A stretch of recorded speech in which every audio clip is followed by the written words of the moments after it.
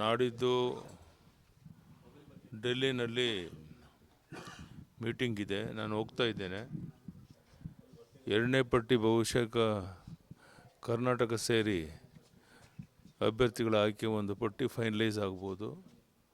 ಆ ದೃಷ್ಟಿಯಿಂದ ನಾನು ನಾಡಿದ್ದು ಡೆಲ್ಲಿಗೆ ಹೋಗ್ತಾ ಇದ್ದೇನೆ. ಬಹುತೇಕ ಪಟ್ಟಿ ನಾಡಿದ್ದು ಅಂತಿಮ ಆಗುತ್ತೆ ಅಂತ ಭಾವಿಸಿದ್ದೇನೆ. ರಾಷ್ಟ್ರೀಯ ನಾಯಕರೆಲ್ಲ ಒಟ್ಟಾಗಿ ಸೇರಿ ಒಂದು ಅಂತಿಮ ತೀರ್ಮಾನವನ್ನು ತಗೊಳ್ತಾರೆ. ಗೊತ್ತಿಲ್ಲ, ಹೋದ್ಮೇಲೆ ಚರ್ಚೆ ಆಗುತ್ತೆ. ಬಹುತೇಕ ಇನ್ನು ಡಿಲೇ ಮಾಡಲಿಕ್ಕಿಲ್ಲ, ಎಲ್ಲ ಸೀಟ್ಗಳು ಡಿಕ್ಲೇರ್ ಆಗ್ಬೋದು ಅಂತ ಅಂದ್ಕೊಂಡಿದ್ದೆ. ಸರ್, ಹೊಸಬರಿಗೆ ಆದ್ಯತೆ ಸಿಗುತ್ತಾ ಸರ್?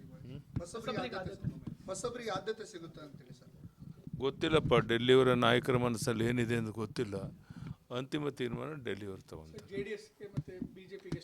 ಗೊತ್ತಿಲ್ಲಪ್ಪ, ಅದನ್ನು ಇನ್ನೂ ಫೈನಲೈಸ್ ಆಗಿಲ್ಲ. ಹೊಂದಾಣಿಕೆ ಆಗೋದು ನಿಶ್ಚಿತ. ಎಷ್ಟು ಸೀಟು JDSಗೆ ಬಿಟ್ಕೊಡ್ತಾರೆ ಅನ್ನೋದು ಸಹ ನಾಡಿದ್ದು ಡೆಲ್ಲಿಗೆ ಹೋದ್ಮೇಲೆ ವಿಷಯ ಗೊತ್ತಾಗುವಂಥ. ಗೊತ್ತಿಲ್ಲಪ್ಪ, ನನಗೇನು ಸ್ಪಷ್ಟವಾದ ಯಾವುದೇ ಮಾಹಿತಿ ಇಲ್ಲ.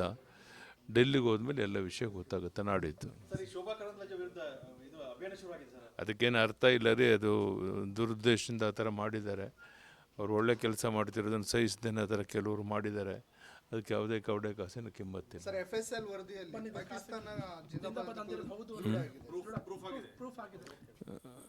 ಅಲ್ಲ, ಆ ಥರ ಒಂದು ನಮಗೆ ಸಿಕ್ಕಿರೋ ಮಾಹಿತಿ ಪ್ರಕಾರ ಹೇಳಿದ್ದೇವೆ. ಅವರು ಸರ್ಕಾರಕ್ಕೂ ಮಾಹಿತಿ ಬಂದಿದೆ, ಯಾಕೆ ಇನ್ನೂ ಮುಚ್ಚಿಟ್ಟಿದ್ದಾರೋ ಗೊತ್ತಿಲ್ಲ. ತಕ್ಷಣ ಅದನ್ನು ಬಿಡುಗಡೆ ಮಾಡಿದ್ರೆ ಸತ್ಯಾಂಶ ಎಲ್ರಿಗೂ ಗೊತ್ತಾಗುತ್ತೆ. ಅದನ್ನು ಮಾಡಬೇಕು ಅಂತ ಸರ್ಕಾರಕ್ಕೆ ಒತ್ತಾಯ ಮಾಡಿ. ಅದೇ ಸರ್ಕಾರನೇ ಅದ್ರ ಬಗ್ಗೆ ಉತ್ತರ ಕೊಡಬೇಕಷ್ಟೇ. ಅನಗತ್ಯವಾಗಿ ಡಿಲೇ ಮಾಡ್ತಿದ್ರೆ ಇಷ್ಟು ಡಿಲೇ ಆಗೋ ಅಗತ್ಯ ಇರಲಿಲ್ಲ. ತಕ್ಷಣ ಅದನ್ನು ಬಿಡುಗಡೆ ಮಾಡಬೇಕು. ಏನು ರಿಪೋರ್ಟ್ ಇದೆ ಅದನ್ನು, ವಾಸ್ತವಿಕ ಸಂಗತಿ ರಾಜ್ಯದ ಜನತೆಗೆ, ದೇಶ ಜನತೆಗೆ ಗೊತ್ತಾಗಬೇಕು ಅನ್ನೋ ಒತ್ತಾಯವನ್ನು ಮಾಡ್ತಾರೆ. ಎಲ್ಲ ವಿನಾಕಾರಣ ಡಿಲೇ ಮಾಡ್ತಾ ಇದ್ದಾರೆ. ತಕ್ಷಣ ಅದೆಲ್ಲವನ್ನು ಮಾಡೋದ್ರಿಂದ ಕ್ರಮ ತಗೊಳ್ಳೋಕೆ ಅನುಕೂಲ ಆಗುತ್ತೆ. ಡಿಲೇ ಮಾಡೋದ್ರಲ್ಲಿ ಏನು ಅರ್ಥ ಇಲ್ಲ. ತಕ್ಷಣ ಅದನ್ನೆಲ್ಲ ಮಾಡಬೇಕು ಅಂತ ಒತ್ತಾಯ ಮಾಡ್ತಾರೆ.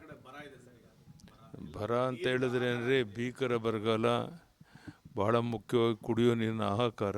ಬೆಂಗಳೂರಿನಲ್ಲೂ ಸಹ ನೀವು ನೋಡ್ತಾ ಇದ್ದೀರಿ ಯಾವ ಪರಿಸ್ಥಿತಿ ಇದೆ ಅಂತ. ಬಹುಶಃ ನಮ್ಮ ರಾಜ್ಯದ ಇತಿಹಾಸದಲ್ಲಿ ಮೊದಲ ಬಾರಿಗೆ 1 ಲೀಟರ್ ನೀರನ್ನು ಕೊಂಡ್ಕೊಂಡು ಸ್ಥಿತಿ ಬಂದಿದೆ. ಅದು ಎಲ್ಲಿಗೆ ಹೋಗ್ಬಿಟ್ಟದೋ ಗೊತ್ತಿಲ್ಲ. ದೇವರಲ್ಲಿ ಪ್ರಾರ್ಥನೆ ಮಾಡೋದು ಆದಷ್ಟು ಬೇಗ ಮಳೆ ಬಂದು ಕೆರೆ ಕಟ್ಟೆಗಳು ತುಂಬಿ ಸಮಸ್ಯೆ ಬಗೆಹರಿಬೇಕು. ತಕ್ಷಣ ಕುಡಿಯೋ ನೀರಿನ ಹಾಹಾಕಾರವನ್ನು ತಪ್ಪಿಸೋದಕ್ಕೆ ಸರ್ಕಾರ ಕ್ರಮವನ್ನು ತಗೊಳ್ಬೇಕು ಅನ್ನೋ ಒತ್ತಾಯವನ್ನು ಮಾಡ್ತೇನೆ. ನಾನು ಅದಕ್ಕೆಲ್ಲ ಉತ್ತರ ಕೊಡೋಕೆ ಹೋಗೋದಿಲ್ಲ. ಅಲ್ಲ, ಅದು ಗಂಭೀರವಾಗಿ ಪರಿಗಣಿಸಿಲ್ಲ ಅಂತ ಮೇಲ್ನೋಟಿಗೆ ಗೊತ್ತಾಗ್ತಾ ಇದೆ. ಇನ್ನಾದರೂ ರಾಜ್ಯದ ಜನತೆ ಸಹಜವಾಗಿ ಕುತೂಹಲ ಇರೋದರಿಂದ ಇದನ್ನು ಗಂಭೀರವಾಗಿ ಪರಿಗಣಿಸಿ ಕ್ರಮ ತಗೊಳ್ಬೇಕು ಒತ್ತಾಯ ಮಾಡಿ.